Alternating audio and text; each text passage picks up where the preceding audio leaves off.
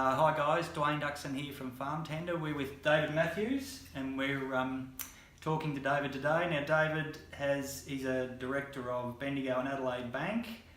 He's one of the founders of the Community Bank and the founder of the Wimmera Grain company. And we just want to have a chat to him. He's also a farmer and an advocate for rural communities. So now David, I want to start with Wimmera Grain. What made you start an export company in Rapania? Dwayne, it was really simply to try and get some jobs back in town. Our largest employer was a machinery manufacturer which had been there for a long time but closed down in the late 80s. And Sam and I felt that we needed to try and stimulate some industry. We were also at the time early adopters of grain chickpeas, so we started growing chickpeas in the late 80s. Began doing a little bit of sort of value add to them. We were loading up our Luton trailer on a Friday going to Melbourne. The only domestic consumption of chickpeas then was hummus, so we were selling these bags of chickpeas to the hummus guys. Hope no one from the tax office is listening. We were getting paid in cash at the time. We wouldn't do that now, of course. No. Having a good weekend and coming home. So at that stage in our early 30s, it was good commerce, but started to learn about trade. Yep. So. And like obviously a lot of learning curves on the way through. What was some of the lessons you learned in that period? One of the things I suppose that sticks with us to this day is that we shouldn't fear what we don't know. We can, if we're cautious about it, we can go out and we can learn. Because we were naive 30-year-olds, early 30s, didn't really know anything about export, but probably knew that we didn't know, so we're careful. As you mentioned, farming's our base, and I certainly remember my father was less than delighted that we were going to start trying to do some trade, and made some comments around, don't mess the farm up on your way. So we were very conservative, I guess, in the way that we approached export. But over time, we started to develop the skills and confidence that that we could play, even from a place like Rapania. Yep. And how many people, like at its peak, how many people did you employ?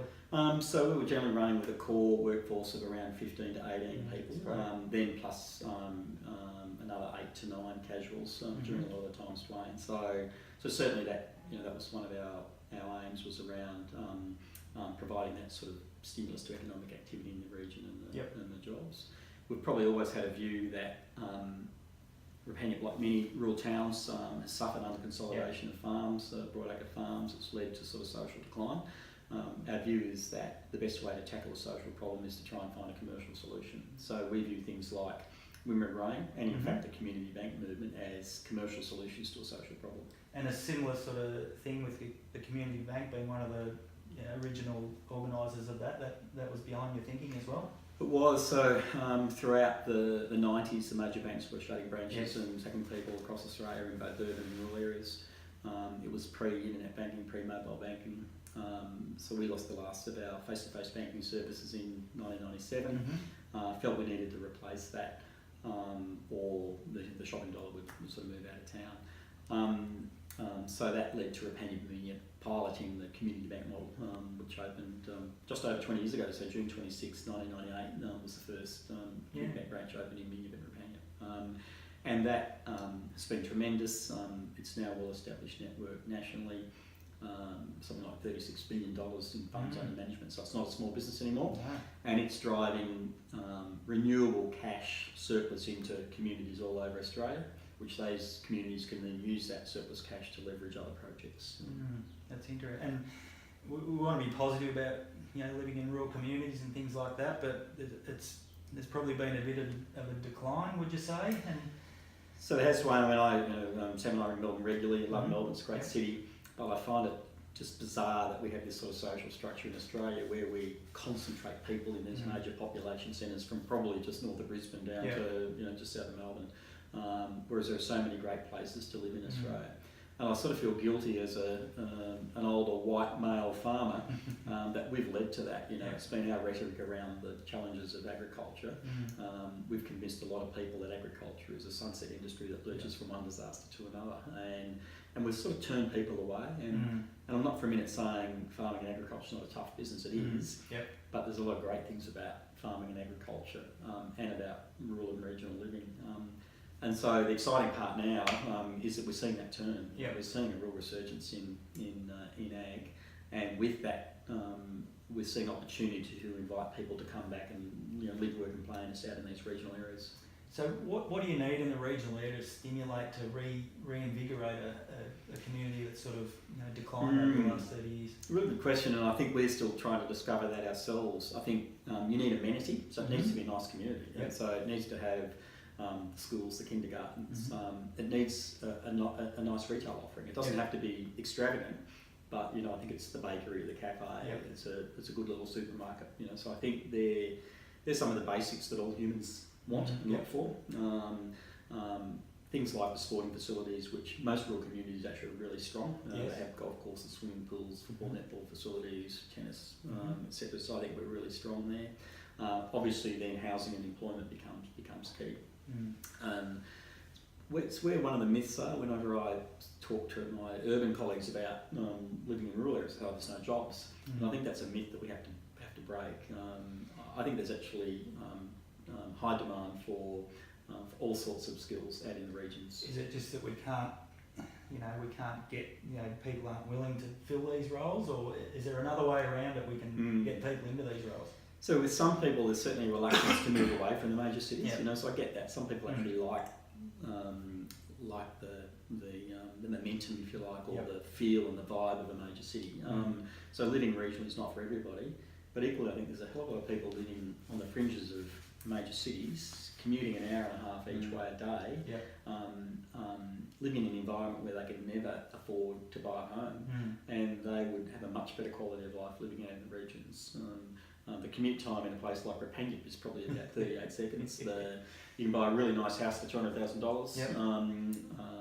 You can leave the bike on the street for 3 weeks and no one pinches it. So there's such a strong story to tell that can provide rural and regional living as an attractive option for people who are currently residing in the major cities. And I think there's a couple of case studies in there, like Neil and Pyramid Hill, that I was reading about recently. Terrific examples of where employers in those areas have had to develop a program of rural migration to attract the skills they need to run their factories. So Lubbock at Nil now has a large population of Korean people working there. And not only at Lubbock, they're now well entrenched in the community, running their own businesses, adds that sort of cultural diversity to the community. A terrific example. Similarly, Pyramid Hill with the piggery there, the Kilra piggery, I think it's called. Put an ad in a paper years ago for one person, couldn't find someone to run the breeding side of piggery, put an ad in the middle of the paper. A lady left her husband and 5 kids behind to come out, establish the beachhead, and now 100 Filipinos in Pyramid Hill. So they're the sort of examples, I think, that inspire people in regional communities to think you can do something about it. Exactly, and with the excitement around agriculture in general and the ag tech, I suppose, and things like that, you think these sort of things are definitely helping revitalise rural communities? Yes. Yeah. Look, I think it's changing the narrative because farming and agriculture is no longer a labouring business, or largely not. It's a technology business now, and there's some really fascinating technology being applied and utilised in agriculture. That's now attracting people who may have moved away and established careers in major urban centres or cities. They're actually attracted to coming back to ag now. And when you think about ag, it's pretty cool. I mean, it's fundamentally about feeding people. It's about creation of food. What other industry sort of starts with not much and creates a whole lot of stuff? And so it's a really cool industry. Now we have great technology being utilised in that industry. So there's a far more attractive proposition to say to people, again, come back and be engaged in those industries. I'm finding a lot of people that aren't involved in ag want to get involved in ag.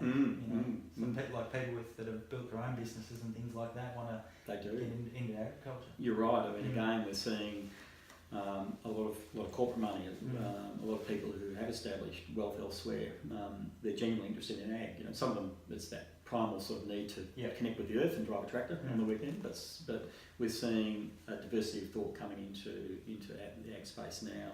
We're seeing integration in the supply chain. So whereas once a farmer growing a product wherever they were didn't really know who the eventual consumer of that was. A whole lot of people in the middle. Now, as mentioned earlier, we're talking to a restaurant chain in China about co-investing them in the beef supply chain here. They're really interested in getting to know the farmers, so they can be sure that they're getting genuine and good quality Australian Wagyu and Angus beef to put through their restaurant chain. So Trusted they want product. a trusted product. So they want to be close to us to be able to, I guess, tell that provenance story. For us to be close to them, they're the consumers of the product. So we can work directly with them now. Whereas perhaps 10 or 20 or 30 years ago, we didn't have the confidence, we didn't have the knowledge of the marketplace to be able to do that. Now we can. No, that's interesting. We could talk for hours on this, but we won't. So thanks for your time, David. Thanks, Dwayne. Good to see you. Cheers.